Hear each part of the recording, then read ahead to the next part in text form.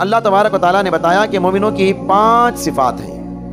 Number 1 ایمان بالغیب، الذین یؤمنون بالغیب، مومن وہ ہوتے ہیں جو غیب پر ایمان رکھتے ہیں، بن دیکھی باتوں پر یقین رکھتے ہیں۔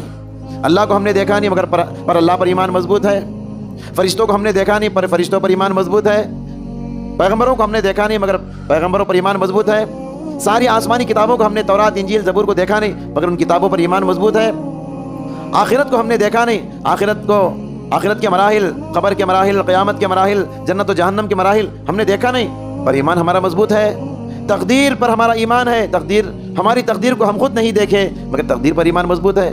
تو مومنوں کی پہلی صفت بتائی گئی ایمان بالغیب، بن دیکھی باتوں پر یقین رکھتے ہیں۔ اور دوسری بات کیا بتائی گئی؟ اقامت صلاح، مومن وہی ہے جو نماز کی پابندی کرتا ہے، نماز کی پابندی نہیں کرنے والا وہ اپنے آپ کو مومن کہے، مسلمان کہے، لیکن اسلام کی نظر میں وہ کافر ہو جاتا ہے۔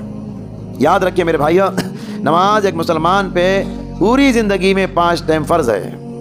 ایک سجدے کو انکار کرنے والا شیطان جب جنت سے بھگا دیا جاتا ہے تو میں اور آپ روزانہ کئی سجدوں کو چھوڑ کر جنت کا خواب دیکھ رہے ہیں۔ میرے بھائیو، یہ ماہ رمضان اسی لیے آیا ہے، یہ 1 مہینہ آپ کو نمازوں کی جو ٹریننگ ہوگی، اس تربیت کو باقی 11 مہینوں میں کیسے باقی رکھنا ہے، یہ سبق دیتا ہے ماہ رمضان۔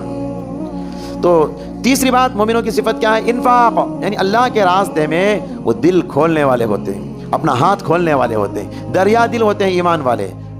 ان کا دل چھوٹا نہیں ہوتا، ان کا دل بہت بڑا ہوتا ہے، لوگوں کے لیے ان کا دل بڑا ہوتا ہے۔ نمبر 4 ایمان بالکتب، یعنی آسمانی کتابوں پر یقین رکھتے ہیں۔ نمبر 5 ایمان بالآخرہ، یعنی آخرت پر یقین رکھتے ہیں، وبالآخرۃ ھم یوقنون، یہ مومنوں کی صفت ہے، آخرت پر یقین رکھتے ہیں۔